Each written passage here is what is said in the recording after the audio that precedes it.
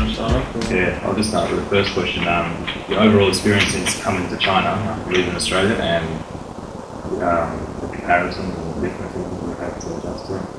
Well, coming to one is when I left Australia, it wasn't something I really wanted to do. You know, the national program ended for me, and then our team had just won the championship. And at the age I was at, I thought, you know, I was going to finish my coaching and my basketball in Australia. So all of that ended. The Dragon situation and the national team ended quite suddenly. And I'd done some work in China when I was with the Sydney Kings, and when that occurred, the situation with the Dragons occurred, I got a call to come over with one of the teams that we had continually come over and played. And I thought I'll come over and do that for a month. And when I got here and started working with the kids, I really enjoyed it. One, the environment here, a lot of the things that are great about Australian basketball, you really missed, like the camaraderie, the ability to do what we're doing now, communicate, get to know somebody, talk to players one-on-one, because I really enjoyed the development. But on the other side, the whole time I was involved in the NBL, the players had to do things outside of the professionalism of just playing, and there was a constant financial burden addressed to the clubs. And as soon as I came to China, in the organization I was in and the owner I was with, and his vision, it was like, this is like Australian rules football, but there's 1 billion people. So I did the month, enjoyed it, and then he called me back and brought me over as the associate coach, which turned into being the head coach. And yeah, I mean, I truly am passionate about basketball. They're very serious about basketball, and now it's turned into a very good move for me personally, just on the fact of what's happening in China. It's a really exciting time now. The situation with Yao Ming and Beijing Olympics, and him being the face of Beijing, really gave basketball a boost. We had a great year out of that, out of the Olympics, and then last year was unbelievably special with the NBA lockout and all the NBA players selecting to come here and play in this league, and it gave us a huge boost. Television ratings went through the ceiling, and so I feel like I've made a good decision. I feel like I'm on it's on the move, it's growing. So that side of it, that's China. It's a lot of people, I think, come over and do the tours, and it can be rough living. Where I'm living, you know, a lot of people say to me in Australia, how do you stay there for 10 months or 11 months? You know, I've been there, it's hard, but when you live here, the area we're in the southern tip, right down at the bottom next to Hong Kong and Macau. It's comfortably populated. I'm on if you were in Melbourne, if you compared it to Melbourne, I'm in a little area like Chapel Street. We got the DVD shop, we got restaurants, we got, you know, movie theaters, we've got Starbucks, we've got McDonald's, we've got, you know, the chains, the food outlets. The weather's great. And then since my involvement, I was the first one here. I've employed 6 Australians since. You know, a couple of guys are with the junior program. We have 90 kids in that. We have a kid that's involved in the basketball school. We have a link to the NBA. There's 200 kids involved in that. And then we have a coach that's running the whole women's program. And we have 2 strength coaches, and they're all Australians. So also, I feel very good about the fact that, you know, all my time in Australia, I've been able to look after some friends. And in turn, you know, they've come over here, and the Australian name is really strong here. What we've done with our program and the CBA has been very well received, and it's different. A lot of the NBA, a lot of the other teams are NBA affiliated, and people come in and out, and we've kind of bedded ourselves here and are really starting to build a nice program. Comparing it to Australia, it's to be totally honest, there's just much more financial support. There's a much better television package. You feel like when Australian basketball was at the best, to me, it was those early 90s when there was a lot of energy around it. We were playing at Rod Laver. We were averaging 12,000 people. We were not much different than the football. And obviously, things have changed dramatically, where right now I'm on that same train, but there's not 23 million people, there's 1 billion people. And, you know, I'm in on the ground floor. So I'm really excited, I'm really enjoying it, and at the same time, I miss a lot of the things that the NBL provided, and yeah, but I'm happy. Good. I was just going to say, also, any plans for your future? What do you have in mind with your coaching career? Do you want to trying to get into the NBA, maybe like Brett Brown, or do you want to stay in China or go back to Australia? What are your future goals? Well, my life, I mean, I put 30 years into Australia, and I felt like after that, when the thing with the Dragons finished, I had one jump. You know, I had one move to make. It was either, I think the American and the NBA, and I have had some opportunities with the development league, with the D League, and that's kind of a build and work your prove yourself, work your way through, maybe get on an NBA bench.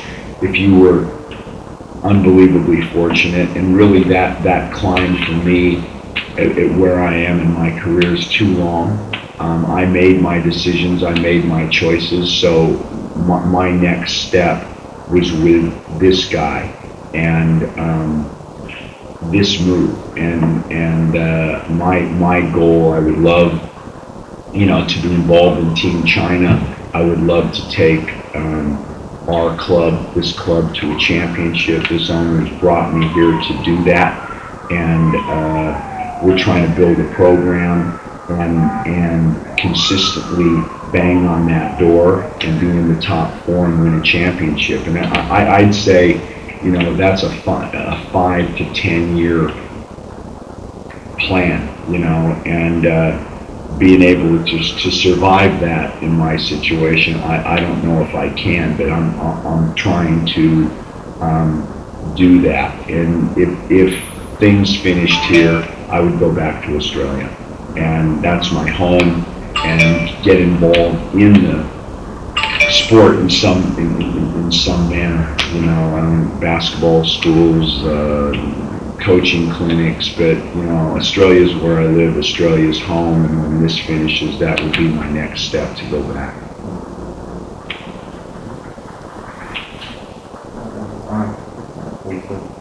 Maybe just one more question, just a few minutes. Yeah. Just about, how do you think the Boomers, since you've had Boomers for the last few times they went to the Olympics, how do you feel they'll go this year? I'm excited for the Boomers, I really am, even with the loss with Andrew Bogut, but my involvement with the Boomers when my thoughts are that a lot of guys played in Sydney and stretched it too long, and too many people retired at the same time. So the 2004 Olympics was a restart, a retool, a youth movement, and internationally that's it works in 4-year blocks. That's a 3 Olympic minimum. You got to take 18 and 19 year olds to 28 and 30, and I think the sequencing, the 4-year sequencing now is starting to happen with the national program. Greece was tough. Beijing, we beat Lithuania, we beat Russia, we went to the second round, we tied for second in our pool, but ended up on percentage playing the USA, but there was a step forward. And all those guys that were a part of that team, I think now are better players. And I think this is their time. The basketball has got tougher, and the Australian League, a lot of times I always felt like that the state of the NBL, the state of your domestic league had a lot to say on how you would go internationally. You know, the teams that were good had good domestic competitions, but when you look at the Australian team now, they're really a product of European and NBA basketball. Those guys are all playing in Europe or they're all playing in the NBA, and they're all in their, either coming into their prime or in their prime. And you know, I like their point guard position, obviously with Patty Mills, and they got a young kid, Della Devoga, behind him, and Gibson. They got long 2s and 3s with Joe Ingles, Barlow, and Newley. Good size, good length. And then interior-wise, you know, with Marich, Nielsen, Anderson, they got a nice, so they're much more competitive than they were in 2004 and even in 2008. So it should be a step forward, which to me would be a top 5-6 finish, and then maybe that following Olympics, you know, the goal I think would be to medal. But it's, you know, USA and Spain, you got 2 medals taken, there's 1 left, and you know, Australia got to that second round and finished in the top 6. It would be a good result, and they're in a nice pool. You know, I think they're in a real nice pool with Great Britain in there and China in there. If they get one good win like a Brazil or that, and they finish in the top 2, they got a real chance to get in that top 4. How did you feel this weekend coming and bringing your on the team and playing against the Australian Basketball Academy in Canada? Well, I really like, for us, we brought a young team over here, and we wanted to play in a professional environment against professionals. And, you know, we had 3 teams here. We had Lithuania, we had Team Canada, and then we had the Australian Academy here. And I felt the best run, and it was nice for me as being an Australian and knowing all these Chinese, that the best run team was the Australian team. I mean, they were professional in their approach. They played hard, they played together, and I thought a lot of these teams are a hodgepodge. You know, the guys from over here, guys from up, sometimes they play, sometimes they don't play. We had a real physical battle.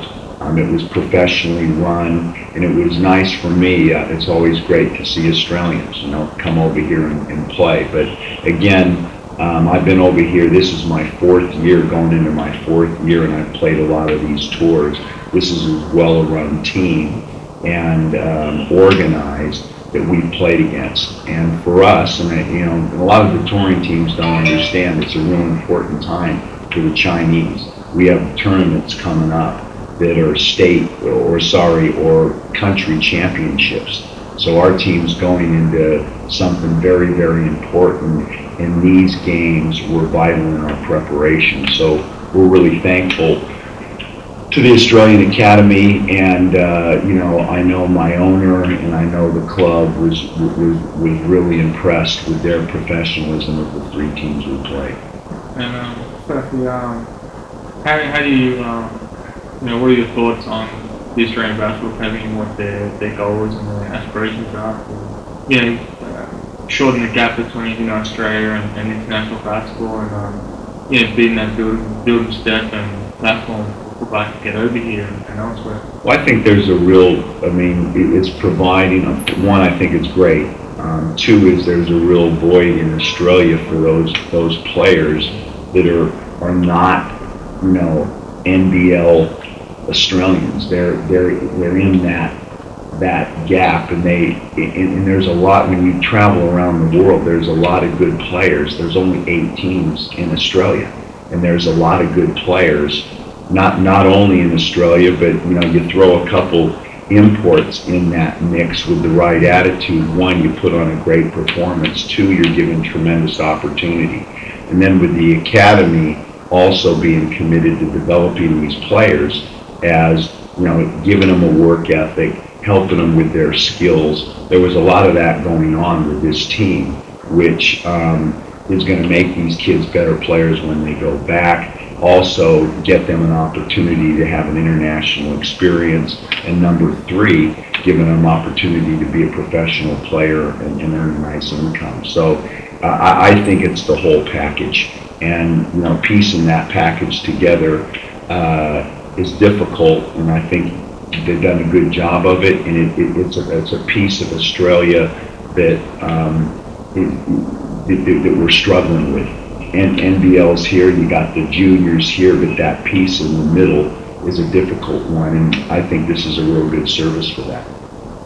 Well, we appreciate your time tremendously, your insight, and it was great, seeing you this weekend and playing against you. It was always a tough game from your coaching. But, we appreciate everything. No.